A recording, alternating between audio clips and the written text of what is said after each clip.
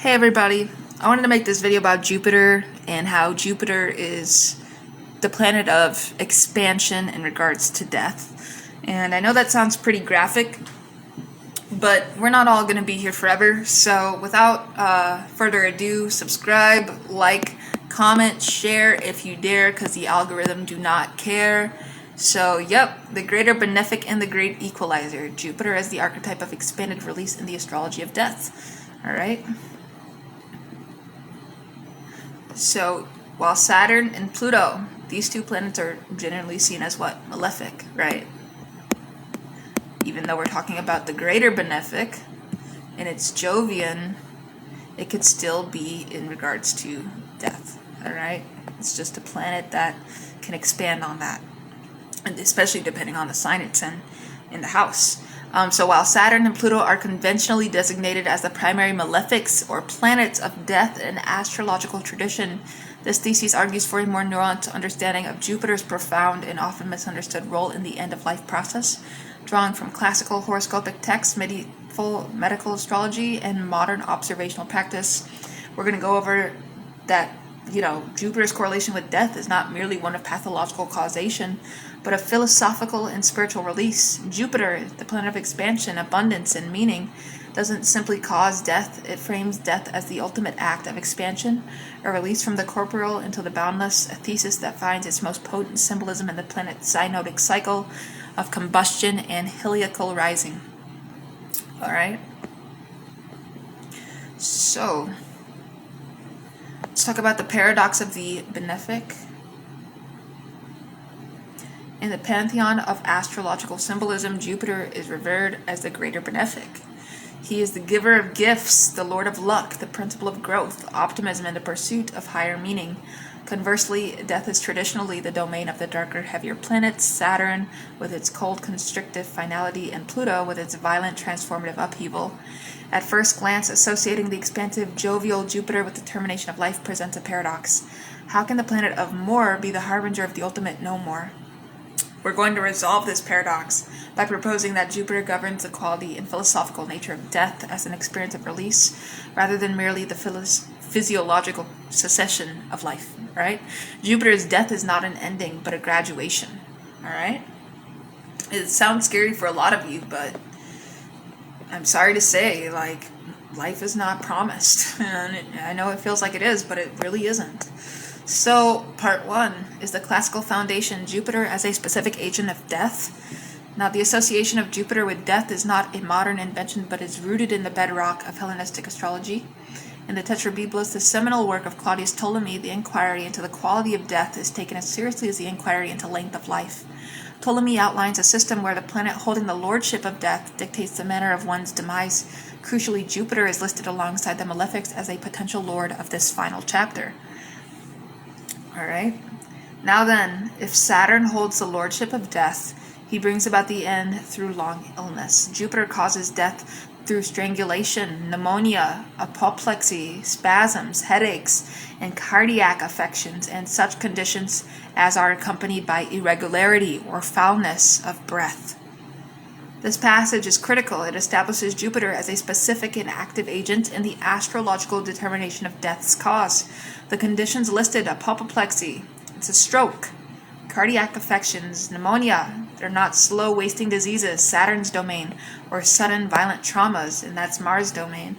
They are instead failures of the vital systems, the breath; pneumonia, the rhythmic pump of the heart, the coherent flow of consciousness; apoplexy, these are deaths that attack the very principle of pneuma, the vital spirit of breath of life that Jupiter oversees. Jupiter, as the ruler of air and the life-giving breath when corrupted, turns that same breath into the agent of death through foulness or irregularity. Furthermore, the 17th century physician and astrologer Nicholas Culpeper, in his seminal work Semiotica Uronica, reinforces this by stating that in the context of a nativity or a decumbiture, a chart cast for the moment a person falls ill, Jupiter will as soon kill as Saturn and Mars. Every planet must do his office. This pragmatism dispenses with the simplistic notion of good and bad planets and insists on a functionalist view. In the mechanism of fate, Jupiter has an office to perform, and at the end of life, that office is to sever the silver cord of the breath, or halt the engine of the heart. All right? So yes, heart attacks are seen with this strong Jupiter placements, and strokes and pneumonia, all these things. So even if a planet is benefic, it can have its lower state of being. It really depends, like I said, what sign is it in, what house is it in, what are the degrees, all these important data points. So now we're going to talk about the modern synthesis. Jupiter as the symbol of the expanding soul. Now, while classical astrology provides the what, the modes of death, modern astrological practice, with its psychological and spiritual orientation, provides the why and the how it feels. This is where Jupiter's essential nature as a principle of expansion and release becomes paramount.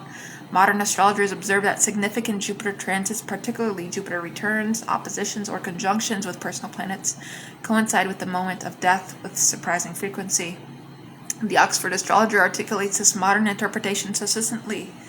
Jupiter is associated with death, in my opinion. You often see a Jupiter transit when someone dies, more often than a Saturn or Pluto transit. These latter show one grimly carrying on, but Jupiter shows a release beyond the boundary. A Jupiter death is probably lovely for the one departing. All right, and I know it sounds terrible to say, but that's also a quote. This perspective reframes the entire event. So a Saturnian death is characterized by fear, contraction, isolation, and a clinging to the material form. A Plutonic death is a violent, often traumatic rending of the fabric of life. But a Jupiterian death is posited as an expansion. The breath, which Jupiter governs, leaves the body not as a defeat, but as a final freeing exhalation. Now, the soul in Jupiter's realm is not dragged into the underworld, but is propelled outward into a larger field of being. This is reflected anecdotally in the charts of the dying, where the transit of Jupiter can signify a moment of supreme optimism, faith, or religious vision, easing the transition. And one commenter on a popular astrological blog notes, Jupiter rules long journeys. It makes sense to me, death being the longest journey of all. This simple folk wisdom cuts to the heart of the Jupiterian paradigm. For Jupiter, the journey is the destination. Death is the ultimate adventure, the final frontier to be explored with the same zeal and curiosity that Jupiter applies to life.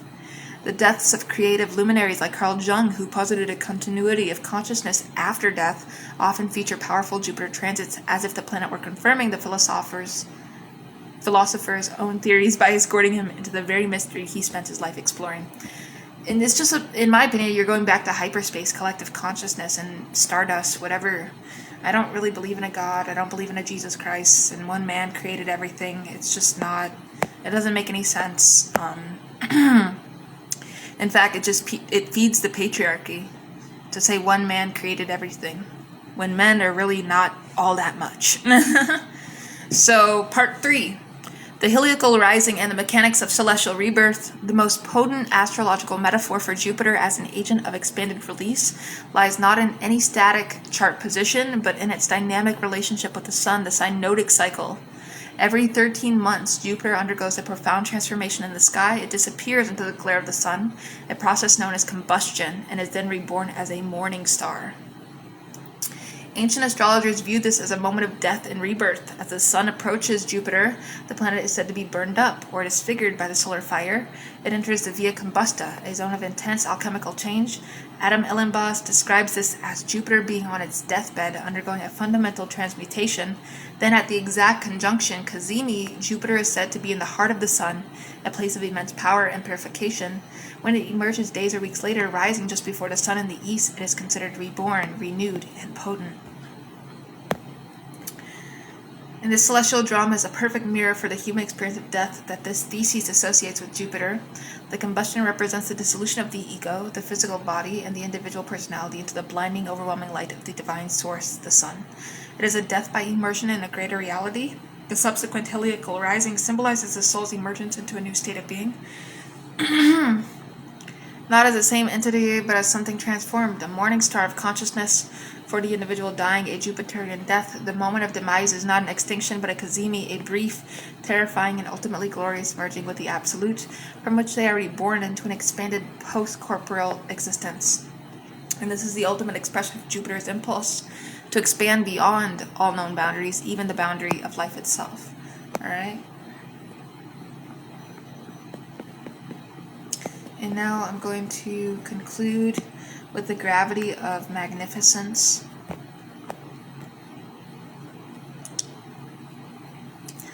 To reduce Jupiter to a mere planet of luck is to fundamentally misunderstand its depth. In the chart of death, Jupiter reveals its most profound and sacred function. It reminds us that the end of the physical form is not solely an event of loss and decay, Saturn, or violent upheaval, Pluto, Mars. It can also be an event of supreme significance, a final act of expansion into the infinite. The astrological tradition, from Ptolemy's clinical descriptions of apoplexy to the modern blogger's observation of a lovely departure, consistently points to a Jupiter that oversees the exit with a hand that is firm but not cruel.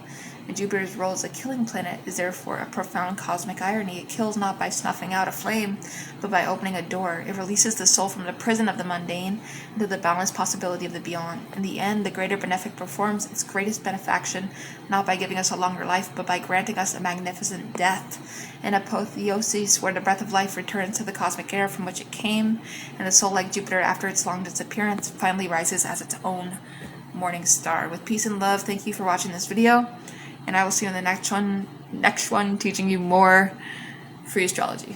Alright, see you there.